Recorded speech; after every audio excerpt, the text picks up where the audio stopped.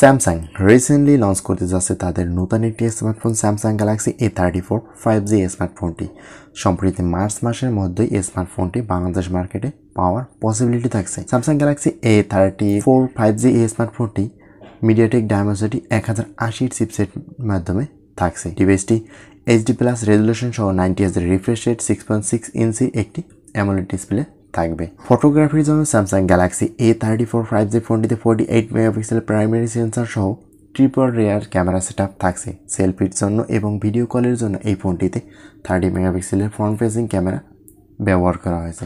পাওয়ার ব্যাকআপের জন্য Samsung Galaxy A34 5G ফোনটিতে 5000 mAh একটি ব্যাটারি ব্যবহার করা হয়েছে। আর ফোনটিতে চার্জিং হিসেবে 25 ওয়াটের একটি চার্জার দেওয়া হবে। তো ওভারঅল আপনার কাছে কেমন হতে পারে স্মার্টফোনটি কমেন্ট করতে ভুলবেন না। আজকের ভিডিও এই পর্যন্তই, কথা হবে নেক্সট কোনো ভিডিওতে। ততক্ষণ পর্যন্ত ভালো থাকবেন, সুস্থ থাকবেন। আল্লাহ হাফেজ।